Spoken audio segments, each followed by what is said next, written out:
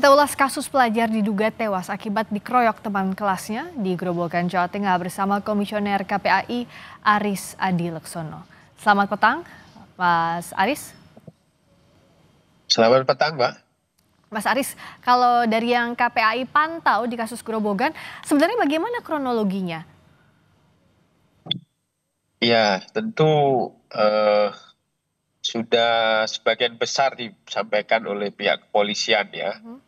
Dan yang kami terima adalah eh, terjadi perkelahian sampai 2 kali. Itu yang perlu digarisbawahi. Hmm, Di sini ini menunjukkan bahwa ada lemahnya pengawasan tentunya dan tentu ada lemahnya deteksi dini ya ya, terkait kemungkinan-kemungkinan terjadinya perkelahian, terjadinya kekerasan antar sesama peserta didik begitu. Nah, ya.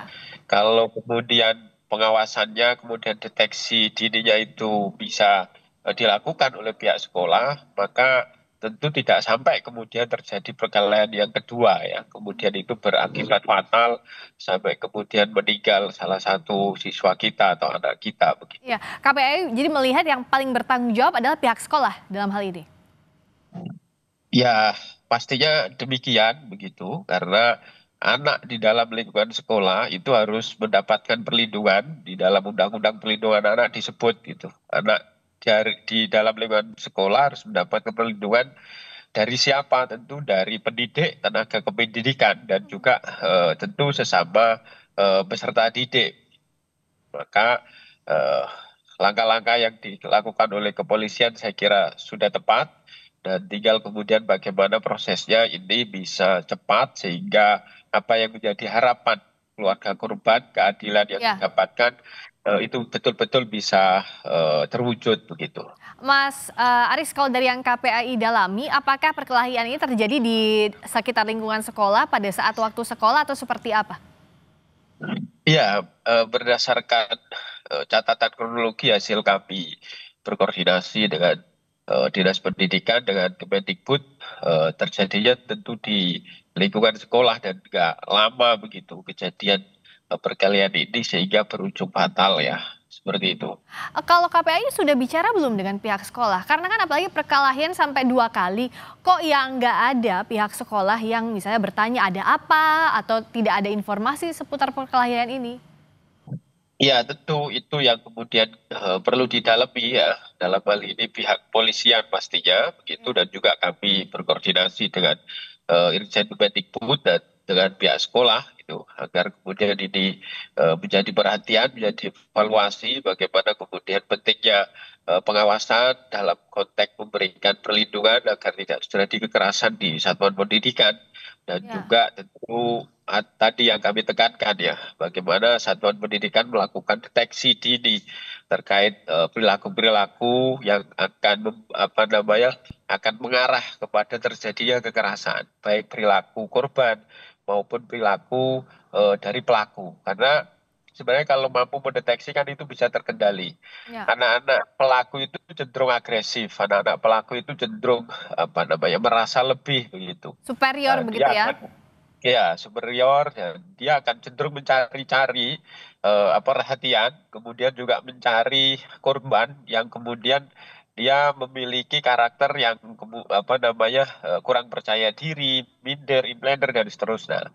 Nah, kalau dua situasi ini bisa dideteksi, bisa apa namanya diperhatikan begitu dilakukan pengawasan maka tentu ini bisa terkendali gitu sehingga hal-hal yang fatal ini bisa seminimal mungkin tidak terjadi di satuan pendidikan kita gitu. Mas, tapi di sisi lain juga kan pelaku ini masih di bawah umur. Bagaimana KPAI mendampingi baik itu pelaku maupun korban? Di dalam perundang-undang kami sudah diatur Undang-Undang Perlindungan Anak dan juga di dalam Undang-Undang SPPA Sistem Peradilan Pidana Anak. Itu tahapan-tahapan terkait penanganan APH ini ada di dalam SPPA. Pendekatan restoratif justice, setiap tahapan dalam konteks penegakan keadilannya, menerapkan diversi dan seterusnya. Tentu mekanisme yang diatur di undang-undang ini harus kemudian dijunjung ya kepolisian mengacu kepada itu tentunya, dan pada tahapan-tahapan berikutnya misalkan di pengadilan dan seterusnya. Dan yang paling penting tentu bagaimana hari ini pihak sekolah, pihak pemerintah daerah memberikan perhatian terhadap korban, keluarga korban. Mulai dari pendampingan secara psikososial, kemudian pendampingan hukum jika dibutuhkan, bahkan kemudian juga bantuan sosial pastinya. Karena kita tahu pasti korban dan keluarganya merasa sangat terpukul begitu. Iya pasti.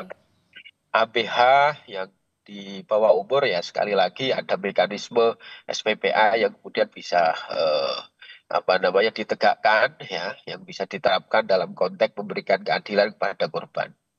Mas, dan juga yang harus dilakukan adalah kan pengawasan ini apa yang bisa didesak dari pihak sekolah. Karena kan kejadiannya sudah ada. Apakah memang proses hukum juga harus dikenakan terhadap sekolah tersebut?